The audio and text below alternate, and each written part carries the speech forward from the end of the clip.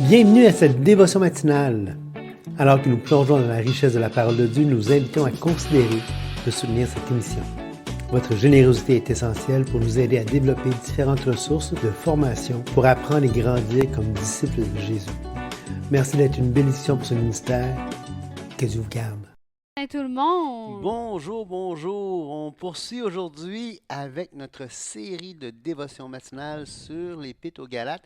Et savez-vous quoi? Que ça tombe bien, on n'avait rien planifié.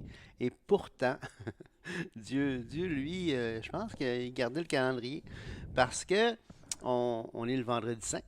Et aujourd'hui, donc, on célèbre c'est drôle à dire, on célèbre la crucifixion de notre Seigneur. On se rappelle, On se rappelle, on souligne. on souligne la crucifixion du Seigneur avec le vendredi saint. Pourquoi? Mais parce que c'est ni plus ni moins que la plus grande transaction de l'éternité. Hein? Où est-ce que, après Noël, où est-ce que la création et le Créateur se sont unis dans la personne de Jésus-Christ, en la deuxième personne de la Trinité, de la Sainte Trinité. Alors, ils se sont, le créé et le non créé se sont unis. Et là, maintenant, le non créé, ou en tout cas, Dieu fait homme, la parole vivante fait homme, donc entièrement homme, entièrement Dieu, va donner sa vie en rançon pour les êtres humains. Hein, et c'est ce qu'on souligne, c'est ce que le Vendredi Saint veut souligner, c'est cette œuvre fantastique que le Seigneur Jésus-Christ a fait à la croix. Hein, et c'est ce que célèbre, c'est au cœur du christianisme. La crucifixion et la résurrection, donc dimanche, la Pâque. Pourquoi? Parce que dans le christianisme serait absolument vain, ne rimerait absolument à rien si Christ n'était pas ressuscité des morts. Mais pour qu'il puisse ressusciter des morts, il faut qu'il soit mort pour tous les hommes, pour tous les hommes, toutes les femmes, tous les garçons, toutes les petites filles, pour tout le monde, sans exception, sans aucune exception. Christ est mort. Laissez-vous pas que personne ne vous dise que Christ n'est pas mort pour tout le monde, parce que c'est faux. La Bible continuellement le répète. Et donc, pourquoi je vous dis que c'est une belle, entre guillemets, coïncidence aujourd'hui, c'est qu'on est au chapitre 3, verset 1. Et je vais laisser Julie commencer la lecture. Et oui, et peut-être qu'on pourrait lire, je sais pas, Patrice, moi peut-être que je relirais les versets 20, 21 Ah du, oui, oui, vas-y. parce qu'il y a ça aussi, hein, tu viens de dire que la crucifixion avait tout un sens, avait tout, était le centre, le noyau de la vie chrétienne. Et on a Paul qui, comme on a vu hier, qui affirme au verset 20, « J'ai été crucifié avec Christ, et si je vis, ce n'est plus moi qui vis, c'est Christ qui vit en moi. Et si je vis maintenant dans la chair, je vis dans la foi au Fils de Dieu qui m'a aimé et qui s'est livré lui-même pour moi. » Donc ici, on voit que non seulement c'est un jalon dans l'histoire, la crucifixion du Fils de Dieu, mais c'est un jalon dans la vie de Paul ici. Je vis dans la foi au Fils de Dieu qui m'a aimé et qui s'est livré lui-même pour moi. Et c'est ça qu'on se rappelle aujourd'hui. C'est ça qu'on souligne avec la crucifixion. Oui. Je ne rejette pas la grâce de Dieu, car si la justice s'obtient par la loi, Christ est donc mort en vain. Et là, il termine avec ça et on commence où est-ce qu'on est rendu aujourd'hui, chapitre 3. Ô Galates, dépourvus de sens, qui vous a fasciné, vous, aux yeux de qui Jésus-Christ a été peint comme crucifié? Voici seulement ce que je veux apprendre de vous. Est-ce par les œuvres de la loi que vous avez reçu l'Esprit ou par la prédication de la foi? Êtes-vous tellement dépourvus de sens? Après avoir commencé par l'Esprit, voulez-vous maintenant finir par la chair? Avez-vous tant souffert en vain, si toutefois c'est en vain? Celui qui vous accorde l'Esprit et qui opère des miracles parmi vous, le fait-il donc par les œuvres de la loi ou par la prédication de la foi? Comme Abraham crut à Dieu et que cela lui fut imputé à justice. Reconnaissez donc que ce sont ceux qui ont la foi qui sont fils d'Abraham. Aussi l'Écriture, prévoyant que Dieu justifierait les païens par la foi, a d'avance annoncé cette bonne nouvelle à Abraham. Toutes les nations seront bénies en toi. Ainsi, ceux qui croient sont bénis avec Abraham, le croyant. Est-ce que tu veux que je continue? Non, c'est parfait. C'est parfait. Je pense que déjà, avez-vous remarqué comment Paul commence le verset, le chapitre 3, en disant Je vais le relire. Aux Galates, qui vous a fasciné? Oui, dépourvu de sens. Donc, vraiment, là, il est en train de dire, vous êtes complètement à côté de la traque. Je pense, je vais aller voir c'est quoi le dépourvu de sens, mais si je me souviens bien, c'est quelque chose d'intéressant. C'est Bascaino et ça veut dire, qui vous a ensorcelé? Hein? Qui vous a ensorcelé? Et puis il va dire, vous êtes anoetos, ça veut dire, vous êtes fou, dépourvu d'intelligence, vous êtes insensé, sans réflexion, sans intelligence, hein, inintelligent. Et donc, ô Galates inintelligents, sans intelligence, qui vous a ensorcelé, vous aux yeux duquel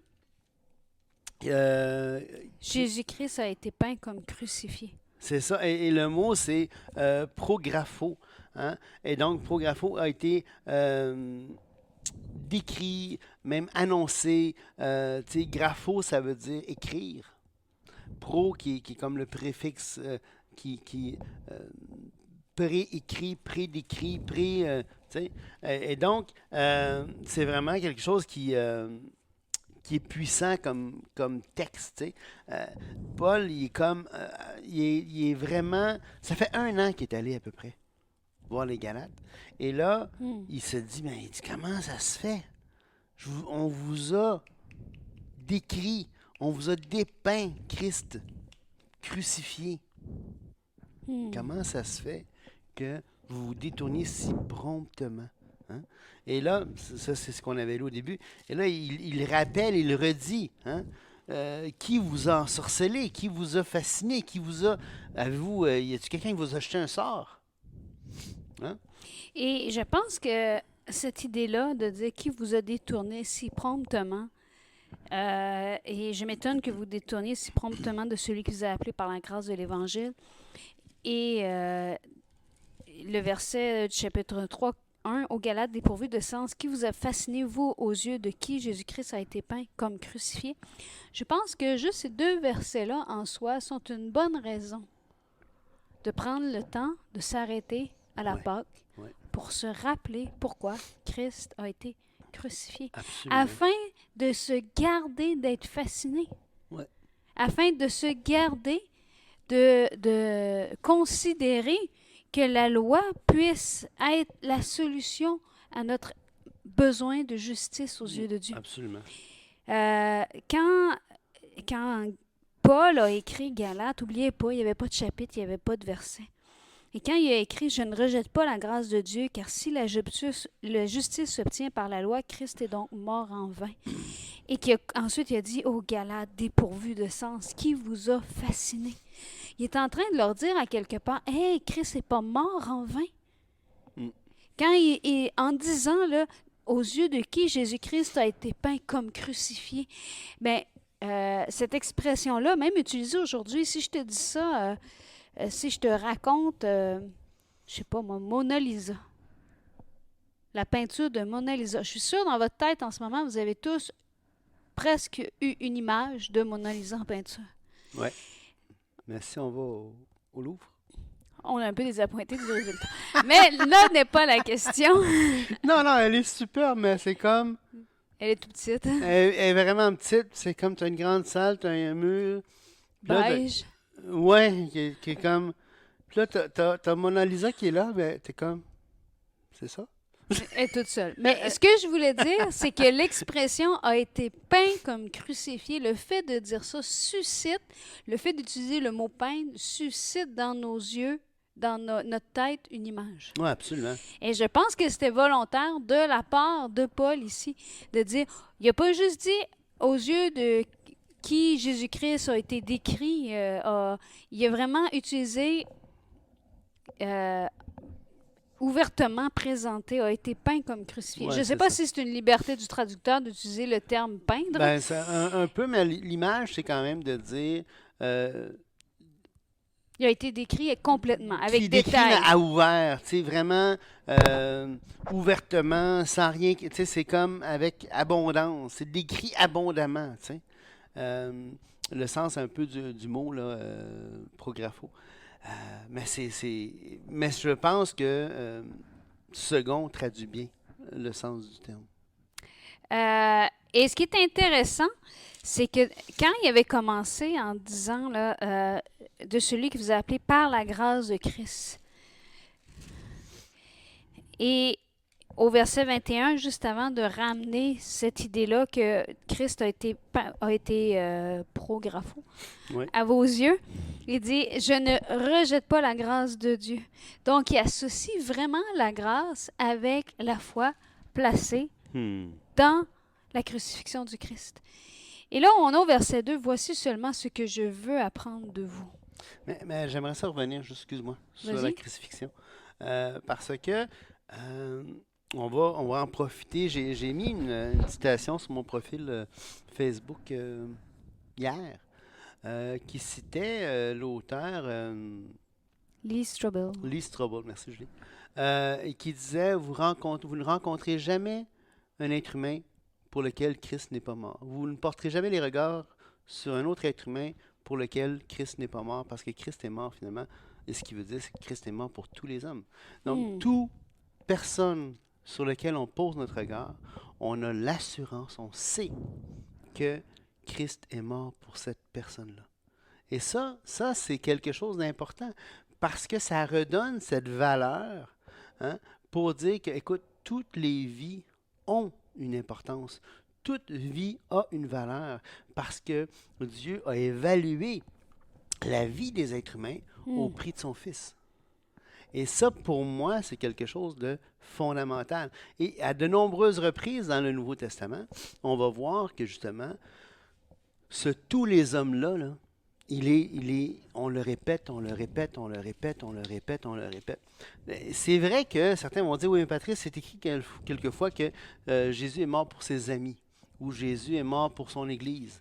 Donc, ça veut juste dire qu'il est mort pour certaines personnes. Non, ça ne veut absolument pas dire ça.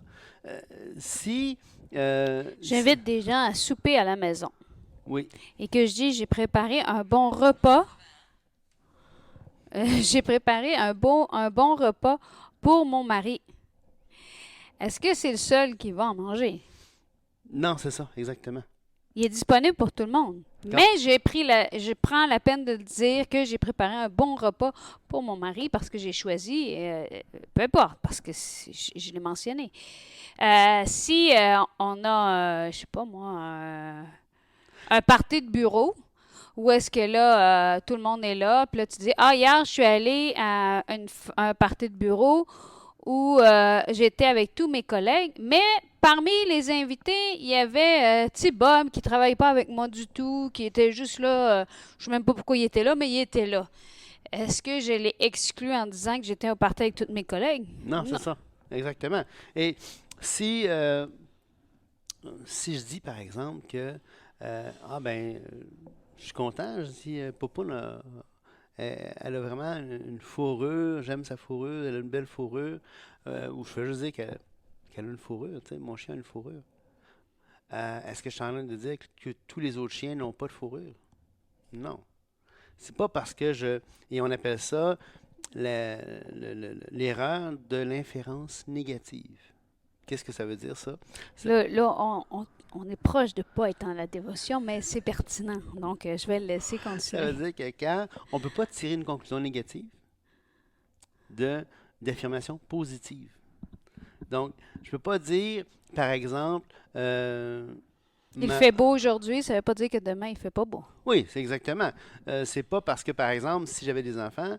Si j'avais dit à une de mes filles, ah, t'as vraiment les beaux cheveux, je suis pas en train de dire que les autres filles n'ont pas les beaux cheveux, ou que ma femme n'a pas les beaux cheveux, ou que j'ai pas les beaux cheveux.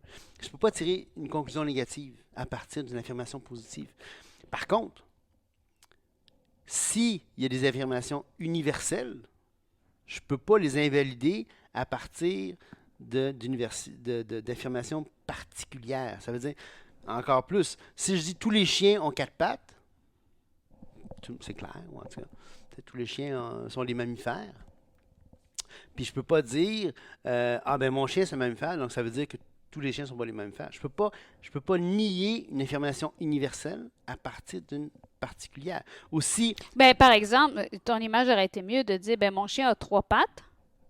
À cause d'un accident, à cause de malformation. Ça ne veut pas dire que tous les chiens ont 3 pattes. Exactement. C'est ton chien a 3 pattes. Oui. Je ne peux pas tirer une conclusion négative à partir d'une affirmation positive. En passant, notre chien a 4 pattes. Elle est en santé, pour l'instant. Anorexique, mais en santé. Malheureusement, sa fille est vieille, puis là, la nourriture sont... mais Jésus va dire, dans Jean, dans l'évangile de Jean, au chapitre 12, verset 32, Jésus va dire quelque chose d'extraordinaire. Il va dire, moi, quand j'aurais été élevé de la terre... Là, attends, je vais faire un exemple.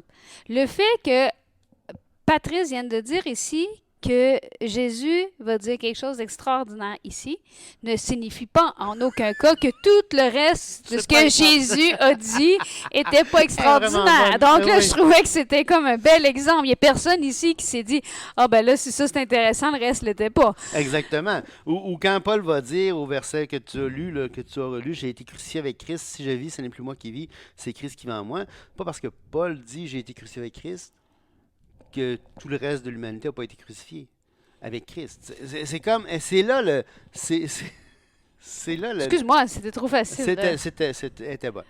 Mais veux-tu le lire dans Jean 12, 32? Ah ben, peux-tu commencer avant? Oui, tu peux. Parce que ça commence avec un « et », ça me chicote un peu, là. Vas-y. La foule qui était là, qui avait entendu, disait que c'était un coup de tonnerre. D'autres disaient « Un ange lui a parlé ». Jésus dit, « Ce n'est pas à cause de moi que cette voix s'est fait entendre, c'est à cause de vous. Maintenant a lieu le jugement de ce monde. Maintenant le prince de ce monde sera jeté dehors. Et moi, quand j'aurai été élevé de la terre, j'attirerai tous les hommes à moi. » En parlant ainsi, il indiquait de quelle mort il devait mourir. Parce qu'oubliez pas le contexte des évangiles. Jésus est venu pour qui, pourquoi? Et c'est intéressant. Attends, je vais lire la suite du verset. En parlant ainsi, il indiquait de quelle mort il devait mourir. La foule lui répondit, « Nous avons appris par la loi que Christ demeure éternellement. Comment donc dis-tu, il faut que le Fils de l'homme soit élevé? Qui est ce Fils de l'homme? »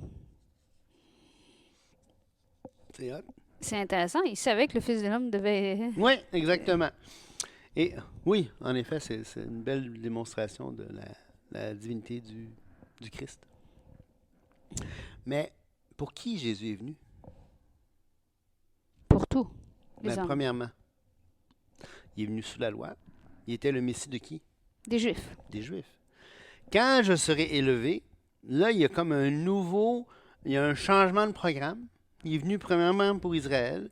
Il est venu premièrement, et là, la nation d'Israël est conviée. Ça a commencé avec le ministère de Jean-Baptiste, où est-ce qu'il appelait tout le monde. Jean-Baptiste qui était le précurseur, on voit ça dans Ésaïe 39-40, celui qui devait venir, qui devait précéder le Messie, la voix qui crie dans le désert. Et tout le monde est convié. Israël au complet est convié vers lui. Israël le rejette. D'ailleurs, dans Matthieu 12, puis tout ça, on voit ça. Et là, ici, il dit, écoute, quand je serai élevé, là, j'attirerai tous les hommes. Tout le monde. Puis, on voit ça à plein d'endroits. Par exemple, Acte 17, 26, Paul va dire, il est à Athènes, il est à la place où il prêche à Athènes, pas l'Agora, où est-ce qu'on est allé ensemble? J'ai un blanc. C'est pas grave. Il est là-bas. Oui. Il est en tout cas, il est là, il est en train de continue ton histoire, je vais le trouver, OK? Et là, il est en train de parler, puis il va dire, il a fait que tous les hommes sortis d'un seul sang habitassent... Aéropage. Merci. Sortis d'un seul sang habitassent sur toute la surface de la terre, ayant déterminé la durée des temps et les bornes de leur demeure. Il a fait que tous les hommes... Ça veut-tu dire que c'est pas tout le monde? C'est juste certaines personnes de toutes les... Non. Quand le Saint-Esprit prend la peine de dire tous les hommes, si elle veut dire tous les groupes ou de toutes les nations, on le voit ça ailleurs dans les Écritures, dans l'Apocalypse, il y a des gens de toutes les nations qui étaient là. Alors, si c'est le sens que le Saint-Esprit voulait dire à ce moment-là, il a utilisé une phrase comme ça. Ici, il dit tous les hommes. Et là, verset 30 de Acte 17, Dieu, sans tenir compte des temps d'ignorance, annonce maintenant à tous les hommes, tous les hommes qui sont sortis d'un seul sang, c'est à eux autres que Paul s'adresse pour dire tous les hommes, en tout lieu, doivent se repentir. Et on voit ça partout. Verset, attendez, je vais juste tourner un passage dans Timothée, tiens. Dans 1 Timothée 2,4 qui est intéressant. Dieu veut que tous les hommes soient sauvés et qu'ils parviennent à la repentance. Dans 1 Timothée 4,10, nous travaillons en effet et nous combattons parce que nous mettons notre espérance dans le Dieu vivant qui est le sauveur de tous les hommes, principalement les croyants. Donc là, on voit vraiment encore la distinction. Dieu a un cœur pour tout le monde. Il n'y a jamais personne que vous allez rencontrer pour lequel Christ n'est pas mort. Et il veut le salut de cette personne-là. Il veut passer l'éternité avec cette personne-là. Okay? Mais, ça n'en tient pas qu'à Dieu. Ça n'en tient... Dieu a tout fait. Dieu a initié le processus. Dieu a pourvu. Dieu s'est incarné. Dieu est allé à la croix. Tout ça a été fait. Mais là, par contre, qu'est-ce qu'on voit? Et peut-être qu'on pourrait terminer avec ça, puis on va poursuivre le reste du chapitre après. Ben, en tout cas, la prochaine fois, probablement. Dans 2 Corinthiens 5, c'est intéressant parce qu'au verset 19, « Car Dieu était en Christ réconciliant le monde avec lui-même, en n'imputant point aux hommes leurs offenses, et il a mis en nous la parole de la réconciliation. Nous faisons donc les fonctions d'ambassadeurs pour Christ, comme si Dieu exhortait par nous. » Mais là, écoutez ce que le texte dit ici. Pour moi, là, quand j'ai lu ça sans filtre, ça m'a pratiquement jeté en bas de ma chaise. Je peux le faire encore si tu veux. Toi, t'aimerais trop ça.